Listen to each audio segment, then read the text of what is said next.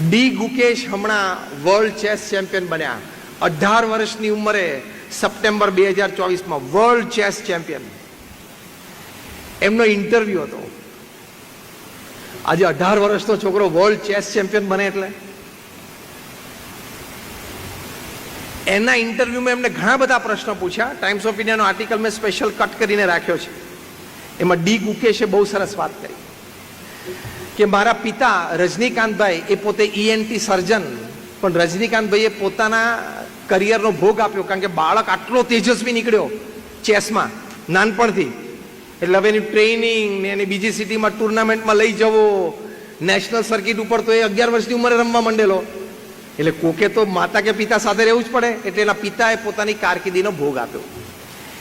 એમની માતા, એમનું નામ પદ્મકુમારી, એ પોતે માઇક્રોબાયોલોજીસ્ટ, એટલે એમની કાર્યવાહી અને વ્યવસાયથી પરિવારનો વ્યવહાર ચાલતો. ડી ગુકેશે કહ્યું કે મારી માતા મને કાયમ એક વાત કરતી, જ્યારે હું ટુર્નામેન્ટ જીતીને આવતો, સિટી લેવલ, સ્ટેટ લેવલ કે નેશનલ લેવલની, ત્યારે મારી માતા મને એક જ વાત કરતી, રાજી થતી, મને પ્રેમથી ભેટીને આશીર્વાદ આપતી અને મોઢામાં મીઠું મોઢું કરાવતી, એટલે કે આમ આનંદ વ્યક્ત કરતી. પણ એક વાત મારી માતા હંમેશા મને કરતી. ડી ગુકેશે કહ્યું કે મારી માતા મને કહેતી, Gukesh, I am happy that you are a great chess player. તું બહુ મોટો ચેસ પ્લેયર છું એનાથી હું ખૂબ રાજી છું. But I will be more happier when people will tell me that Gukesh is a great person.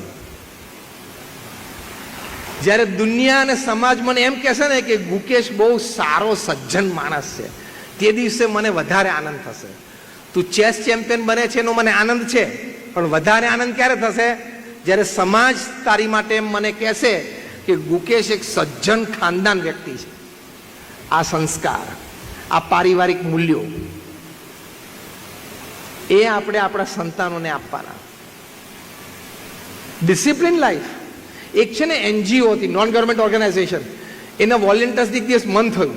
એટલે આપણે વાત કરતા હતા, એક એનજીઓ આવી હતી, એણે એક સંશોધન કર્યું કે જેના ઘરમાં સંતાનો 10-12 વર્ષના હોય એવા પેલા પરિવાર એ લોકોએ સર્વે કર્યો, ટેલિફોન ડિરેક્ટરી બીજા ત્રીજામાંથી શહેરમાં.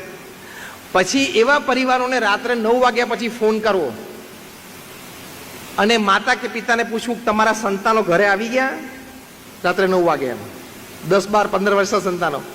આજે આખા દિવસમાં એમણે શું કર્યું, તમે અવગત છો એનાથી?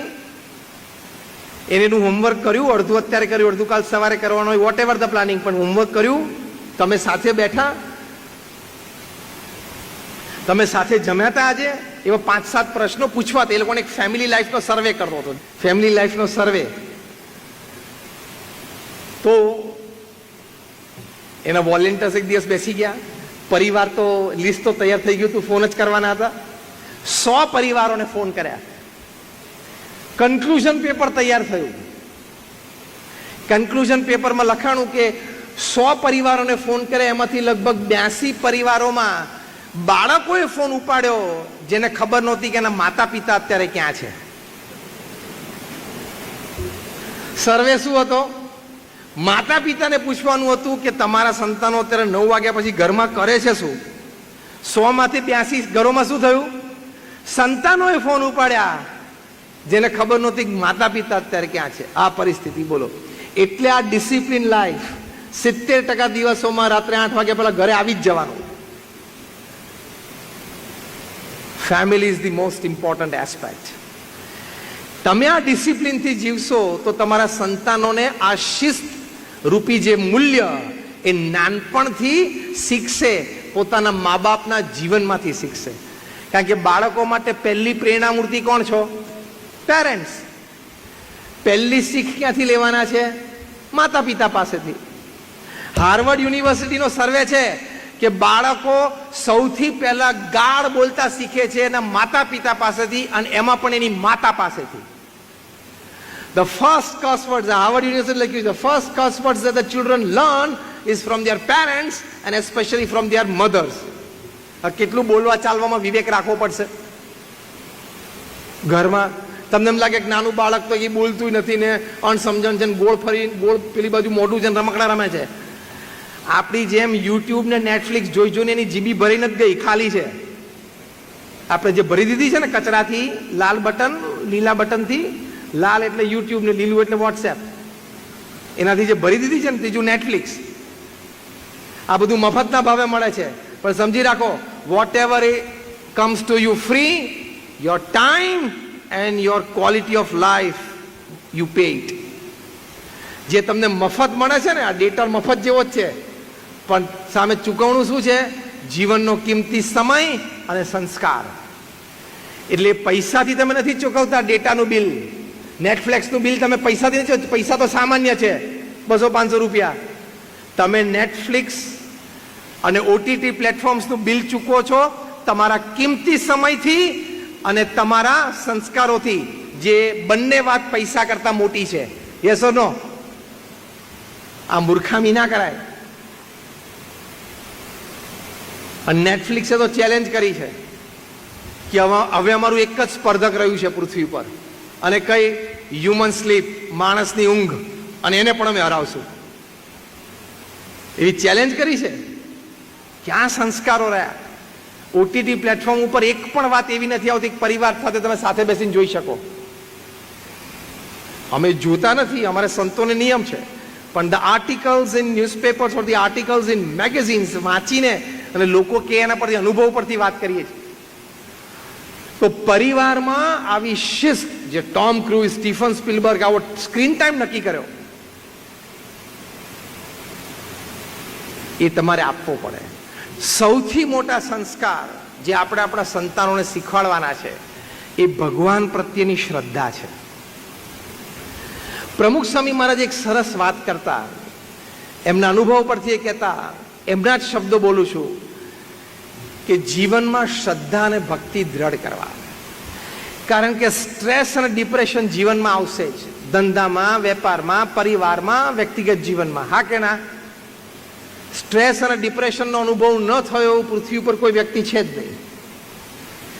એમાંથી બહાર આવવા માટે ભગવાનમાં શ્રદ્ધા, ભગવાન કરતા હરતા છે, મારું સારું જ કરશે, આમાં કંઈક મારું સારું રહેલું હશે, એ વિચારોથી જ માણસ બહાર નીકળે.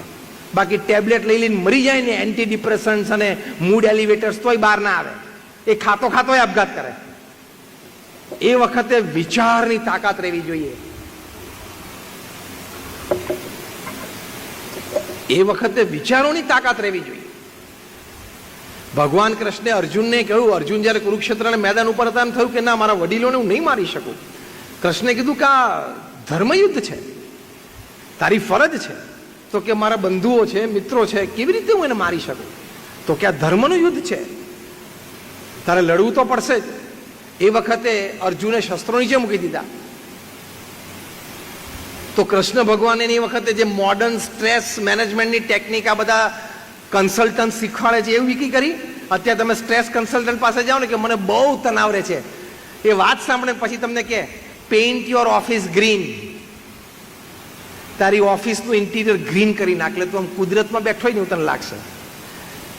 તે ભગવાન કૃષ્ણએ અર્જુનનો રથ ગ્રીન પેઇન્ટ કર્યો હતો કુરુક્ષેત્ર ઉપર.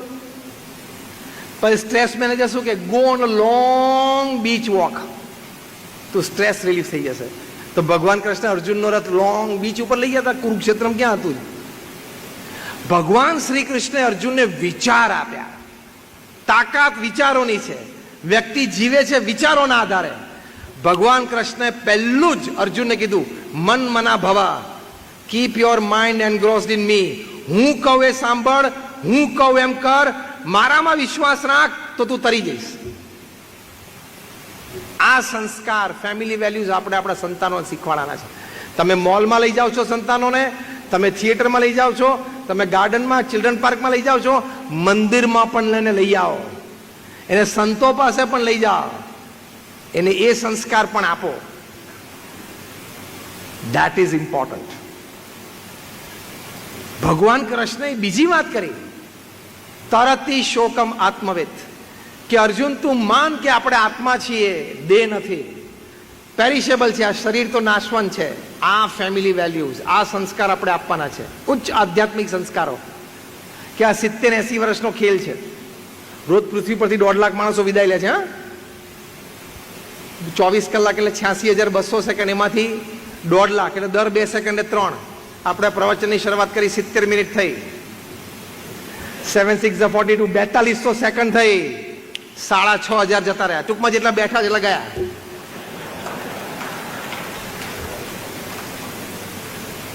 હવે 1.5 લાખનું રોજનું પિકઅપ છે પૃથ્વી પરથી, અને ભગવાન નક્કી કરે કે કાલનું ફૂલ પિકઅપ રાજકોટ ઉપર રાખવું છે, તો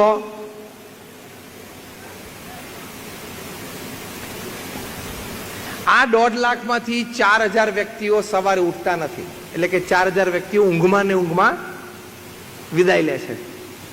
આજે સવારે આપણે આંખ ખોલી અને 4,000ના બ્રેકેટમાં ન આવ્યા, અને અત્યાર સુધીમાં લગભગ 1,40,000 જતા રહ્યા હશે, એ બ્રેકેટમાં ના આવ્યા, એ ભગવાનની કૃપા છે કે નહીં?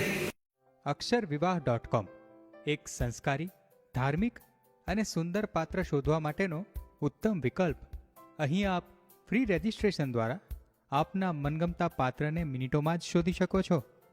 વળી નજીવી રકમમાં જ પ્રીમિયમ મેમ્બર બની તમારા પસંદિત પાત્ર સાથે કોન્ટેક્ટ પણ કરી શકો છો.